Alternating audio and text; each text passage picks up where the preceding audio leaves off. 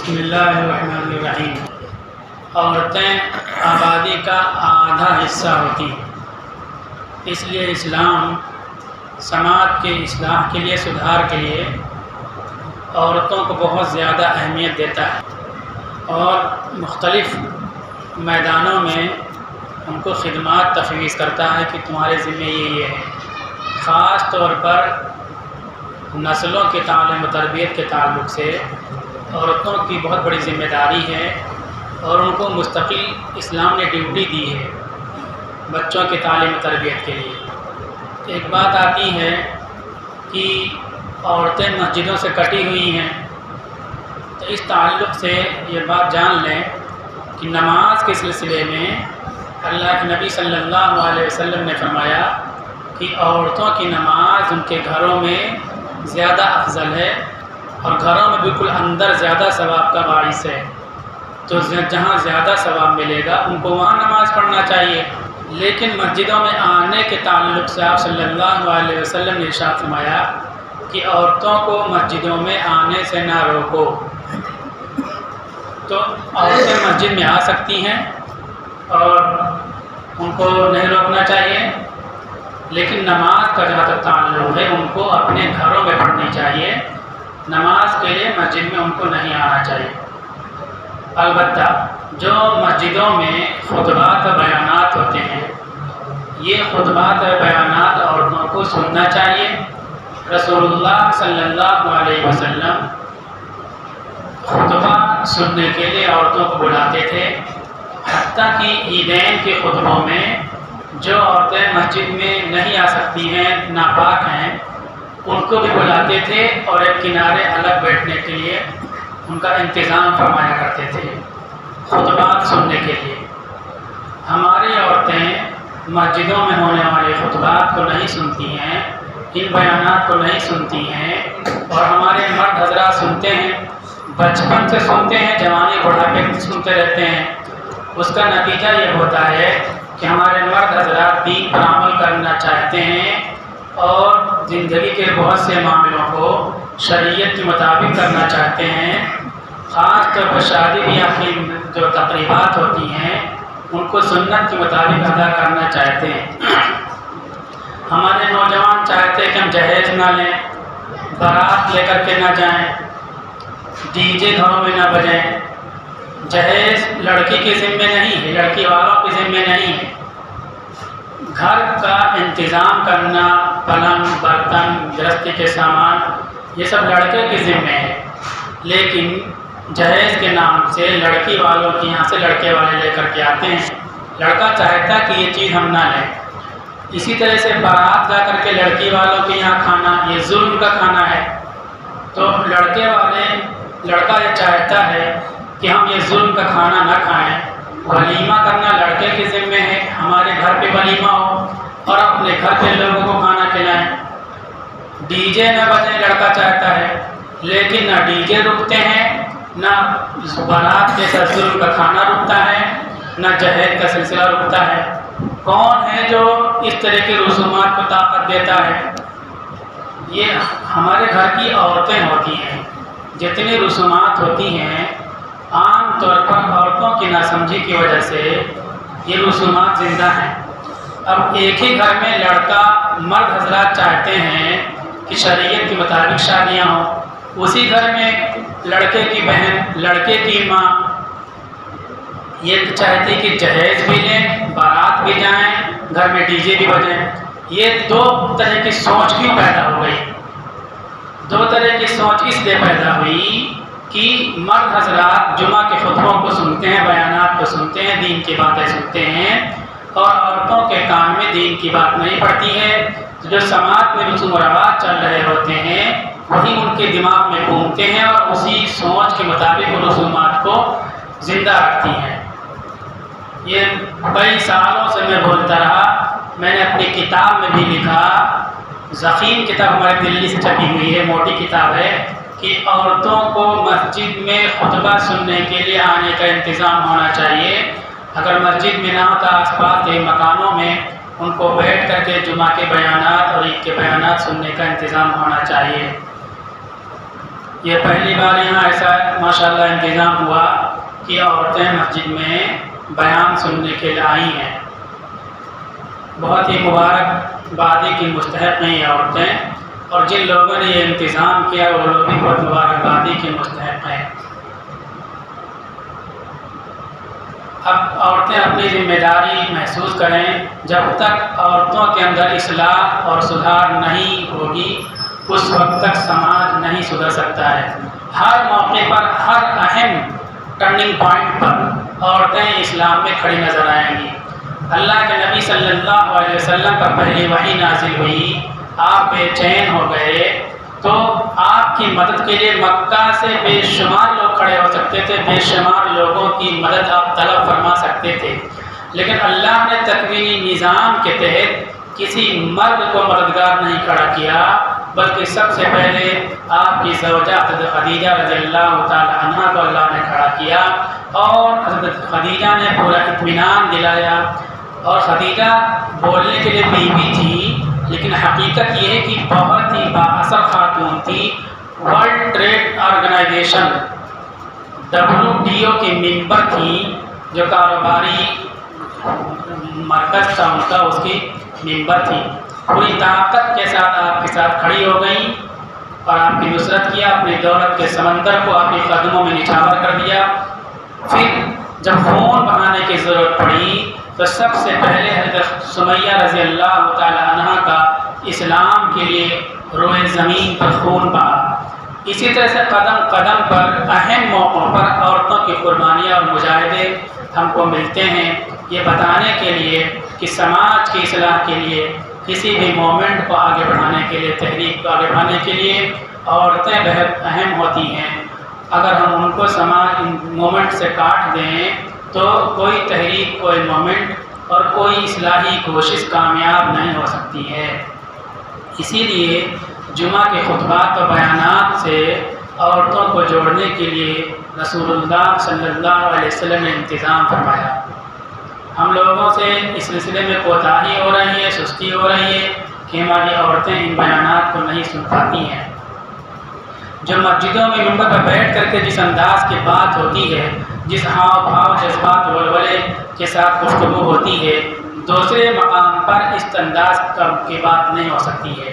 ایک نظام تبلیغی جماعت کا ہے، عورتوں اور مستورات میں پروگرام ہوتا ہے، وہ بھی بہت مؤثر پروگرام ہے، بہت کامیاب پروگرام ہے، لیکن وہ مسلسل نہیں ہو سکتا. آپ دیکھیے اتنا بڑا شہر ہے، کتنے محلوں میں پروگرام ہوتے ہیں. کیوں؟ اس لیے اس کے لیے کوئی نظام نہیں ہے. جو آدمی اس میں قربانی دیتا ہے بس وہی قربانی دیتا ہے، دکان مکان بند کر کے، اپنے کاروبار کو چھوڑ کر کے. لیکن جمعہ اور جمعہ کے خطبے ایسے ہیں کہ خطبہ ہونا ہی ہونا ہے، بیان ہونا ہی ہونا ہے، لوگوں کو جمع ہونا ہی ہونا ہے. تو اس لیے ان خطبات کو سننے کے لیے عورتوں کو جوڑنا چاہیے، اس کا انتظام کرنا چاہیے، تاکہ جو دو سوچ چل رہی ہے ایک ہی گھر میں، لڑکا چاہتا ہے شریعت کے مطابق نکاح ہو، لیکن اس کی ماں، اس کی بہن ساری خرافات کرا کے رہتی ہے، یہ سلسلہ ختم ہو. اس کے علاوہ جو دشمن طاقتیں، کفریہ طاقتیں ہماری بہن بیٹیوں کی عزتوں سے کھلواڑ کرنا چاہتے ہیں، وہ فتنہ بھی رک سکے. جتنی قوت و طاقت کے ساتھ عورتیں دشمنوں کے فتنوں کو مقابلہ کر سکتی ہیں، مرد حضرات ان فتنوں کو مقابلہ نہیں کر سکتے ہیں. لیکن ان فتنوں کا مقابلہ عورتیں اس وقت کریں گی جب ان کو اپنے مقام و مرتبے کا علم ہو، اپنی عزت و ناموس کی حرمت کا خیال پاس و لحاظ ہو. خیر، 3 صورتیں ہیں جس میں خاص طور پر عورتوں کے تعلق سے مسائل کا بیان ہے قرآن کریم میں. قرآن میں سب جگہ بیان ہے، لیکن 3 صورتیں خاص طور پر، سورہ نساء، سورہ النور، سورہ حجرات. تو میں نے آج جو منتخب کیا ہے سورہ نور کی کچھ آیتیں منتخب کی ہیں. سورہ نور کے شروع میں ہدایتیں ہیں کہ کسی پر تہمت نہ لگائی جائے. اگر کوئی کسی پر تہمت لگاتا ہے، بدکاری کا الزام لگاتا ہے، تو مجمع میں اس کے اوپر کوڑے لگائے جائیں گے، اس کو مارا جائے گا. یا پھر وہ 4 گواہ پیش کرے آئینی شہادت کی، ہم نے جو الزام لگایا ہے اس عورت پر، یہ عورت ایسے ہی ہے، 4 گواہ پیش کرے. اب گواہ بھی بہت ہی زیادہ سچے ایماندار ہوں، اس گواہ کے بارے میں بھی انکوائری کرے گا۔ اگر ایک گواہ بھی پھسلا یا صحیح نہیں ثابت ہوا تو 3 گواہوں کا الگ سے جو بول رہے ہیں ان پر بھی کوڑے لگیں گے۔ اس طرح سے الزام لگانے اور تہمت لگانے کا راستہ شریعت نے بند کیا اور عورتوں کی عزت و ناموس کو حفاظت فراہم کی ہے کہ کوئی بھی عورتوں پر الزام نہ لگا سکے۔ ہماری عورتیں اور ہمارا سب آپس میں لڑتے ہیں، اختلافات کسی معاملے میں ہو جاتا ہے تو بغیر سوچے سمجھے ہم ایسی باتیں کہہ دیا کرتے ہیں عورتوں کو اور دوسرے لوگوں کے تعلق سے کہ وہ ایسے ہیں ایسے ہیں۔ اللہ تعالیٰ نے بدکار مردوں اور عورتوں کے بارے میں بتلایا کہ یہ بدکار جس سے کوا گڑ پہ چونچ مارتا ہے، یہ بدکار ہی کو پسند کرتے ہیں، اچھی عورتوں اور اچھے مردوں کو نہیں پسند کرتے ہیں۔ ایک نفسیاتی چیز بتلائی ہے۔ اللہ تعالیٰ نے کہا کہ کوئی بھی مشرک مرد کسی مسلمان عورت سے نکاح نہیں کر سکتا، اسی طرح سے کوئی مشرک عورت اس کا نکاح کسی مرد مسلمان کے ساتھ نہیں ہو سکتا ہے، یہ راستہ بند کر دیا۔ بہت سے ناسمجھ اور نادان اسکولوں میں تعلیم حاصل کرنے والے، دین سے ناآشنا نابلد، وہ دوسری قوموں سے نکاح کر لیتے ہیں، شادی کر لیتے ہیں، پھیرے لے لیتی ہیں اور کہتے ہیں ہم تو مسلمان ہیں۔ اسلام سے وہ خارج ہو چکی ہوتی ہیں، ان کو صرف ایک نام کا مسلمان اردو عربی میں ہوتا ہے، ان کا مسلمان نہیں رہتی ہیں۔ میاں بیوی کے درمیان اختلاف ہو جائے اور ایسی کوئی شک شبہ کی بات پیش آ جائے تو اس میں اللہ تعالیٰ نے ہدایتیں دی ہیں ایک دوسرے پر لعان کرنے کی۔ ایک اہم بات اللہ تعالیٰ نے یہ بتلائی ہے کہ کسی مسلمان مرد یا عورت کے تعلق سے آپ کے سامنے کوئی بے حیائی کی بات بیان کرے کہ اس نے ایسا گناہ کیا ہے، ایسی غلطی کی ہے، تو آپ سن کر کے فوراً اس کا رد کریں، اس کا انکار کریں۔ یہ نہیں کہ کوئی کسی کے بارے میں برائی کرتا ہے تو آپ سنیں ہاں تو کیا ہوا تھا، مزہ لینے کے لیے سننے لگے۔ یہ اللہ تعالیٰ کہتے ہیں مسلمان کی شان کے خلاف ہے۔ کسی مسلمان عورت پر، کسی مسلمان مرد پر تہمت لگ رہی ہو تو جو سن رہا ہے اس کو فوراً انکار کرے۔ اگر وہ نہیں انکار کرتا ہے، اس کو رد نہیں کرتا ہے تو کبھی بھی سننے والا، بیان کرنے والا تو عذاب کا حقدار ہے، سننے والا بے حیائی کی بات کسی کی طرف منسوب ہو کر کے ہو رہی، اس کو سن رہا ہے تو سننے والا اللہ کے عذاب میں گرفتار ہو سکتا ہے۔ اللہ تعالیٰ کہتے ہیں وَلَوْلَا إِذْ سَمِعْتُمُوهُ قُلْتُم مَّا يَكُونُ لَنَا أَن نَّتَكَلَّمَ بِهَٰذَا، ایسا کیوں نہ ہوا کہ جب تم لوگوں نے یہ بات سنی تو کہتے کہ ہمیں اس بات کو زبان پر لانا بھی زیبا نہیں دیتا۔ کہ اس طرح سے کسی عورت کے بارے میں ہم بات کریں، کسی مرد کے بارے میں بات کریں کہ اس نے بدکاری کی ہے، یہ بات زبان پہ لانا بھی نہیں قبول ہے، تم کیسے ایسی باتیں کرتے ہو؟ ایک مسلمان کی ذمہ داری ہے ایسی بات کسی کے بارے میں تو فوراً ایسا بولے۔ جب اس طرح کی باتیں ہونے لگتی ہیں کسی عورت کے بارے میں، کسی مرد کے بارے میں، تو گناہ تو ہوتا ہی ہے، اللہ کے عذاب کو دعوت دینا ہو گیا۔ اسی کے ساتھ کیا ہوتا ہے کہ اس طرح کی باتوں کے چرچا کرنے سے بے حیائی پھیلنے لگتی ہے، بے پردگی پھیلنے لگتی ہے، بے حیائی کے جذبات دلوں میں پیدا ہونے لگتے ہیں۔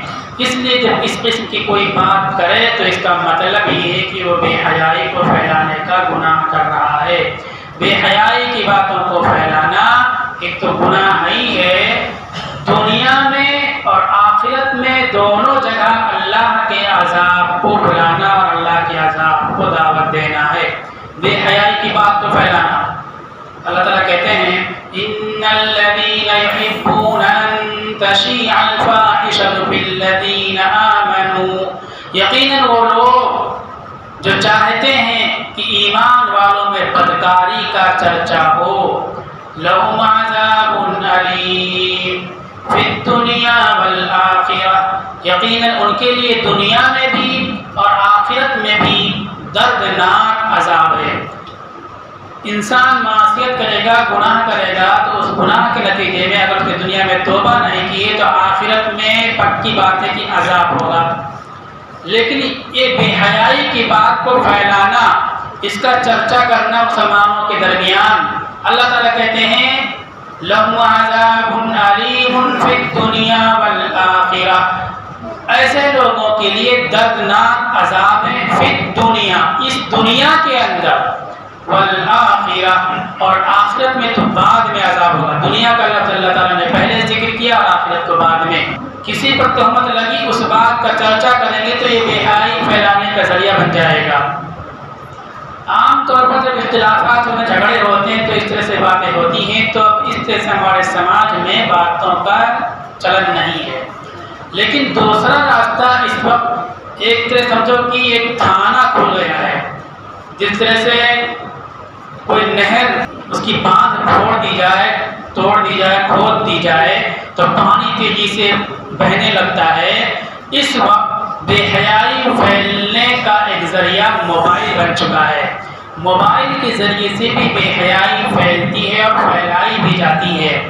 مختلف قسم کے سائٹس ہوتے ہیں، ان کے ذریعے سے بے حیائی پھیلتی ہے، اور اس طرح بے حجاب کی باتیں، کوئی چیز آئیں اس کو آگے سینڈ کرنے لگیں تو اس سے بھی بے حیائی پھیلتی ہے۔ تو ہم لوگوں کو یاد رکھنے کی بات یہ ہے کہ تہمت کے تعلق سے ہمارے سماج میں عام طور پر باتیں نہیں چلتی ہیں۔ یہ بہت اچھی بات ہے، اسلامی مزاج کے مطابق بات ہے۔ کسی پر الزام لگتا ہے تو ہم اس پر زیادہ دھیان نہیں دیتے، دھیان نہیں دینا چاہیے، چرچا نہیں کرنا چاہیے، نہیں کرتے ہیں۔ لیکن موبائل میں جو چیزیں چلتی رہتی ہیں اس سلسلے میں عام طور پر نئی عمر کے لوگوں کی طرف سے بہت کوتاہیاں ہوتی ہیں، حتیٰ کہ ابھی تو کووڈ-19 آ گیا، دوسری چیزیں آ گئی اور موبائل آ گیا، فلم کے جو یہ تاکہ جو حال ہوتے بند ہو گئے، ورنہ وہ بیتالی میں تھا میں تو عید کے دن ایک پوسٹر لگانے کے لیے آئے، ایک مسلمان نام کے ساتھ تھا، تو وہ مسجد کے سامنے لگا رہے تھے، بڑے مسلمان کی فلم ہے۔ ہم نے کہا مسجد کے سامنے لگا دو، اتنا بڑا کام کرتے ہو، اچھا کام سیدھا ممبر پہ لا کر کے لگا دو تاکہ بدل مسلمان کی بنائی ہوئی فلم ہے یہ۔ تو اس طرح کی چیزیں ہم پھیلاتے ہیں، یہ بڑی ناسمجھی نادانی کی بات ہے۔ واٹس ایپ کے ذریعے سے، موبائل کے ذریعے سے نہ ہم کو آگے ایسی باتیں پھیلانی چاہیے، نہ ایسی باتیں دیکھنی چاہیے، اور اس کو روکنے کی پوری کوشش کرنی چاہیے۔ اگر ہم روکنے کی کوشش نہیں کرتے ہیں، کسی بھی طور پر ایسے لنک، ایسے سائٹس، ایسے پروگرام، ایسی تصاویر آگے سینڈ کرتے ہیں تو مسلمانوں میں بے حیائی پھیلانے کے گنہگار ہوں گے۔ اور اللہ تعالیٰ کہتے ہیں جو مسلمانوں میں بے حیائی پھیلائے گا لہم عذاب علیم فی الدنیا والآخرہ، اس کو اس دنیا میں دردناک عذاب آئے گا۔ عذاب تو آئے گا لیکن دردناک عذاب آئے گا۔ پھانسی ہوتی ہے تو ہر پھانسی جو ہے انسان کی رسوائی اور ذلت کا باعث نہیں ہوتی ہے، بہت سی سزائیں اور بہت سی پھانسیاں کیا ہوتی ہیں، انسان کی عزت، سربلندی اور بڑپن کا ذریعہ ہوتی ہے، بہادری شجاعت کی تاریخ لکھنے کا ذریعہ بنتی ہے۔ اللہ تعالیٰ کہتے ہیں عذاب جو آئے گا اس میں نام تم کو نہیں ملے گا، عذاب جو آئے گا اس میں درد بھی ہوگا، پینفل ٹارچر کیے جاؤ گے، اس دنیا میں ٹارچر کیے جاؤ گے، پینفل ٹارچر جو مسلمانوں میں بے حیائی پھیلاؤ گے تو ہم اور آپ، ہماری بہنیں، سارے لوگ اس سلسلے میں دھیان دیں کہ موبائل کے ذریعے جو طوفان آیا ہوا ہے بے حیائی کا، اس کو روکنے کی کوشش کریں، اس کو نہ پھیلائیں۔ بہت سی تقریریں میں سنتا ہوں، پردے پہ تقریر ہو رہی ہے، حیا اور پاک دامنی پہ تقریر ہو رہی ہے، لیکن اس کے اندر جو ویڈیوز فٹ کی جاتے ہیں بے حیائی کی ویڈیو فٹ کی جاتے ہیں، بتایا جاتا ہے کہ ننگے مت رہو اور ننگی تصویر فٹ کر دی جاتی ہے۔ نقاب کے پرچار آتے ہیں کہ نقاب ڈھیلا پہننا چاہیے، برقع ڈھیلا پہننا چاہیے، سنت ہے اور شریعت کا حکم ہے، جسم سے چمٹا ہوا کپڑا نہیں پہننا چاہیے، چپکا ہوا برقع نہیں پہننا چاہیے، لیکن وہ چپکا ہوا حرام ہے، گناہ ہے، وہ چپکی ہوئی لباس کے ساتھ عورت کی تصویر پیش کر دی جاتی ہے۔ تو ایک طرف یہ کہا جاتا ہے کہ آگ مت لگاؤ، آگ لگا کے بتایا بھی جا رہا ہے، گھر مکان کو جلایا بھی جا رہا ہے، اور فتنے کی آگ کو دھونی بھی جا رہی ہے، تو یہ گناہ ہے۔ اس طرح سے مطلب برائی کو روکنے کے نام پر برائی پھیلائی جاتی ہے۔ ایسی کوئی بھی تصویر آئے تو اس کو ہم کو آگے نہیں سیئر کرنا چاہیے، حتیٰ کہ دیکھنا بھی نہیں چاہیے، اور جو ایسی تصاویر پروگرام سینڈ کرے ہمیں اس کو فوراً الٹ کے جواب دینا چاہیے کہ تم انجانے میں بے حیائی کو پھیلا رہے ہو۔ اللہ تعالیٰ کہتے ہیں بے حیائی پھیلانے کے نتیجے میں اس دنیا میں بھی عذاب آئے گا اور موت کے بعد بھی عذاب آئے گا۔ تہمت بڑی معصیت ہے، بڑا گناہ ہے۔ ایک بڑا واقعہ ہو گیا، اس کی میں گفتگو کروں گا، بات طویل ہو جائے گی۔ حضرت عائشہ صدیقہ رضی اللہ تعالیٰ عنہا پر تہمت لگی تو ہماری وہ بہنیں اور بیٹیاں جو پاک دامن ہوتی ہیں، قرآن تب ہماری بیٹیاں بہنیں پاک دامن ہوتی ہیں، ان پر کوئی الزام و تہمت لگا دے تو انہیں مایوس نہیں ہونا چاہیے، چونکہ وہ پاک دامن ہیں، اس لیے اللہ تعالیٰ ان کی پاک دامنی کو دیکھ رہا ہے۔ حضرت عائشہ صدیقہ پر تہمت لگی۔ تہمت لگانے والوں میں جہاں دشمن تھے، منافق تھے، وہیں بعض اچھے مسلمان بھی شامل ہو گئے تھے، سادہ لوگ۔ ایک صحابی تھے حضرت مصطح بن اساسہ رضی اللہ تعالیٰ عنہ۔ یہ حضرت ابوبکر صدیق رضی اللہ تعالیٰ عنہ کے ماں بہن کے لڑکے تھے، غریب تھے۔ ان کی وہ حضرت ابوبکر صدیق رضی اللہ تعالیٰ عنہ مدد کیا کرتے تھے، مالی تعاون کیا کرتے تھے۔ جب تہمت لگی اور بعد میں پتہ چلا کہ یہ جھوٹی بات تھی، خانہ نبوت کو بدنام کرنے کے لیے، اماں عائشہ کو بدنام کرنے کے لیے، دین کو بدنام کرنے کے لیے اسلام کے دشمنوں نے یہ پروپیگنڈا رچا تھا، اور اس میں یہ بھی انجانے میں شامل ہو گئے، تو حضرت ابوبکر صدیق رضی اللہ تعالیٰ عنہ نے کہا کہ اب میں ان کو ماہانہ وظیفہ نہیں دوں گا، ان کی مالی مدد نہیں کروں گا۔ اللہ تعالیٰ نے وحی نازل فرمائی کہ دیکھو جو مسلمان ہیں، مسکین ہیں، رشتہ دار ہیں تمہارے، جن کی تم مدد کرتے تھے، اللہ کی رضا کے لیے مدد کرتے تھے، تو پھر تمہیں ایسا نہیں کرنا چاہیے کہ ان کی مدد روک لو، بلکہ ان کی مدد کرتے رہو، ان کو ان کی غلطی کو درگزر کرتے رہو۔ الا تحبون ان یغفر اللہ لکم، کیا تم اس بات کو نہیں پسند کرتے ہو کہ اللہ تمہاری مغفرت کر دے؟ حضرت ابوبکر صدیق رضی اللہ تعالیٰ عنہ نے کہا کہ میں اس بات کو پسند کرتا ہوں کہ اللہ میری مغفرت کر دے، اور میں اب ان کی مدد کروں گا۔ اور بعض روایتیں میں آتا ہے کہ جو پہلے مدد کرتا تھا اس کے مقابلے میں ڈبل مدد کروں گا، ڈبل وظیفہ دوں گا ان کو۔ کتنی بڑی بات ہوگی! تہمت لگائی بیٹی پر، خانہ نبوت پر، تکلیف پہنچی اس شخص کے ذریعے جس کی مدد کیا کرتے تھے، لیکن اللہ کی رضا کے لیے ڈبل مدد کرنے لگے۔ ہمارے گھروں میں ایسے معاملات پیش آ جائیں اور جھگڑے لڑائی اختلافات پیش آ جائیں کسی غریب رشتہ دار کی طرف سے اور کسی کمزور کی طرف سے، تو اس کی غلطی کو نظر انداز کر دینا چاہیے، معاف کر دینا چاہیے، اور اس کی مدد اللہ کی رضا کے لیے کرتے رہنا چاہیے۔